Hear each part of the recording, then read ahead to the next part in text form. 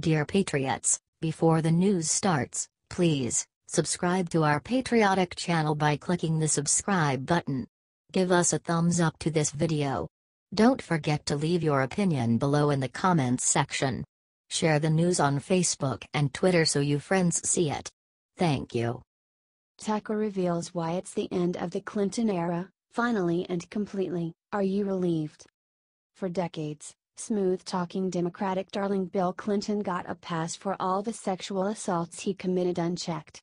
Even so-called feminists like Ms. Magazine founder Gloria Steinem defended him, and his own wife, who claims to support women, helped cover up his sexual misconduct and defame his victims. However, now that powerful figures from all political persuasions are being felled for their sex crimes, Bill and Hillary Clinton cannot hide anymore. After more than 25 years of helping Bill Clinton hide his crimes, the liberal biased national media has finally been forced to take Bill's accusers seriously. This is music to the ears of Fox News host Tucker Carlson. On an introduction to a recent broadcast, Carlson officially declared why the Clinton era in the Democratic Party and America as a whole is now over. Tucker asserted that Bill and Hillary have been in charge of the Democratic Party for a quarter century and explained that they have held control because they and their acolytes have ruthlessly stamped out numerous charges of sexual harassment and assault brought against Bill Clinton. He went on, suddenly out of nowhere, that's no longer working for them. The society-wide backlash has finally turned and bit the Clintons themselves. Describing how prominent Democrats have finally started to speak out against the Clintons. Where is this coming from?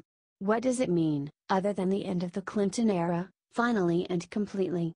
Do you agree with Tucker that the Clinton era is now officially finished?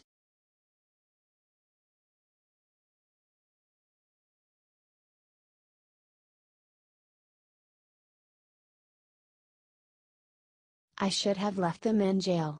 Trump trolls ungrateful LeVar Ball over shoplifting basketball players. A one-abe entrepreneur from Southern California named LeVar Ball made a name for himself earlier this year by claiming that he could have beaten Michael Jordan in a game of one-on-one and predicting that his own son Lonzo, who just started playing for the Los Angeles Lakers, will be the greatest basketball player of all time. However, this nitwit recently got some serious egg on his face when his second son LiAngelo was caught shoplifting sunglasses together with two other members of the UCLA basketball team during the squad's trip to China. Luckily for him, President Donald Trump happened to be in China at the same time, and personally intervened to have charged against the three students dropped and arranged for their safe return to the States. Instead of being grateful, however, LeVar decided to criticize President Trump for saving his criminal son. Said LeVar sarcastically on ESPN when asked about how he felt about Trump bringing his son and the other two players from Chinese prison. Who? He added, what was he over there for? Don't tell me nothing. Everybody wants to make it seem like he helped me out.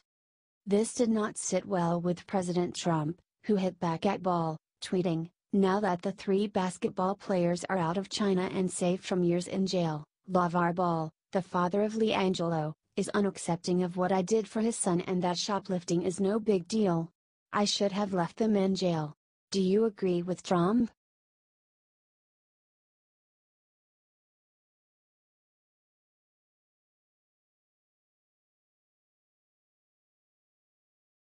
Black employee exposes how hipster racist lib Lena Dunham loves using the N-word. Girls creator Lena Dunham is a dyed-in-the-wool liberal and pretends to care about the interests of women, minorities and any other groups of people that she feels are disadvantaged. However, it should come to very little surprise that Hillary-supporting feminist Dunham is in reality a hypocrite who operates out of her own self-interest. Dunham has been militant in defending women who accuse men of rape, saying that we should always believe the women. However, when a male friend of hers, who is white, named Murray Miller, who writes for her show, was accused of rape, Lena suddenly changed her tune and claimed that his female victim, who is black, was lying. Another one of Dunham's writers, an African-American woman named Zincy Clemens, just quit working for her as a response to her hypocrisy and burned her on the way out by exposing how Dunham is in real life a bigot who enjoys using the N-word. Wrote Cindy about spoiled racist Dunham, she and I ran in the same circles in college. Jemima Kirk was in my year at Rist while I was at Brown. We had many mutual acquaintances and still do. Most of these acquaintances were like Lena wealthy, with parents who are influential in the art world. They had a lot of power and seemed to get off on simultaneously wielding it and denying it. She then described, back in college, I avoided those people like the plague because of their well-known racism. I'd call their strain hipster racism, which typically uses sarcasm as a cover, and in the end, it looks a lot like gaslighting. It's just a joke. Why are you overreacting? Is a common response to these kinds of statements. In Lena's circle, there was a girl who was known to use the N-word in conversation in order to be provocative, and if she was ever called on it, she would say it's just a joke. I was often in the same room with her, but I never spoke to her, only watched her from afar in anxiety and horror. Do you think Lena Dunham is a total fraud?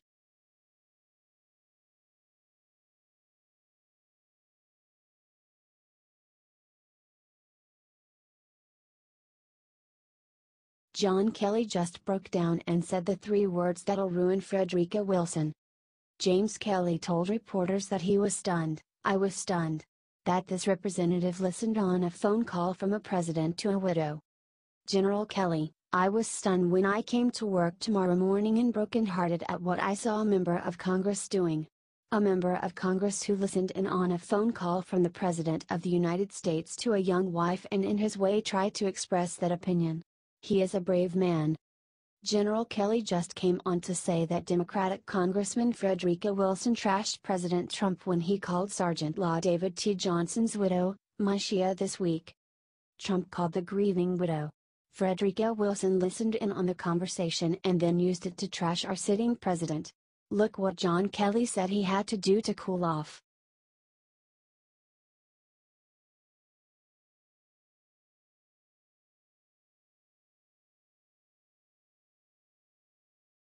With 3 chilling words, Nikki Haley just declared war against major superpower. Nikki Haley is not messing around. According to Politico, the ambassador to the United Nations told a New York audience that Russian election meddling is warfare. I will tell you that when a country can come interfere in another country's elections, that is warfare. It really is, because you're making sure that the democracy shifts from what the people want to giving out that misinformation, Haley said. And we didn't just see it here. You can look at France and you can look at other countries. They are doing this everywhere. This is their new weapon of choice. And we have to make sure we get in front of it. The shocking comments came during a forum hosted by the George W. Bush Institute. While the mainstream media tries to spin a tale of Russian collusion, the administration has taken a surprisingly tough stance against the Kremlin.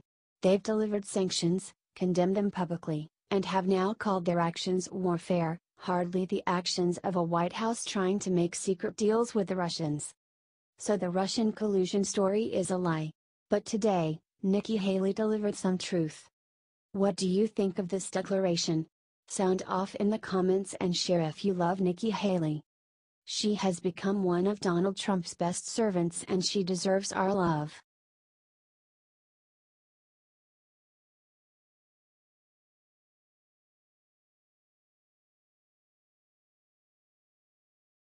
With a simple move, Melania Trump made history today and it's totally fantastic. Melania Trump is about to become a part of the world's most prestigious museum. Once a rarely seen politician's wife, Melania has transformed into a beloved fixture of American culture since becoming First Lady, and she did it in literal style. A former supermodel, Melania attended her husband's inauguration in a stunning off-the-shoulder gown designed by French designer Hervé Pierre. This week, Melania's dress will be donated to the Smithsonian. Her ensemble will become a part of the First Lady's exhibit, according to Fox News. It's a fitting tribute for a woman who often speaks with her clothes as much as she does with her words. Her look stunned the world when it debuted, and now they'll be able to witness it in person. Comment congratulations. And share if you love our First Lady. Melania has brought so much class to this White House. She deserves it.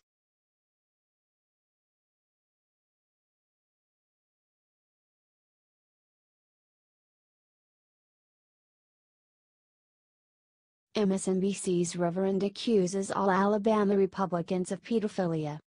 In a strong and insane rant, MSNBC's Reverend Dr. William Barber accused all Alabama Republicans of pedophilia.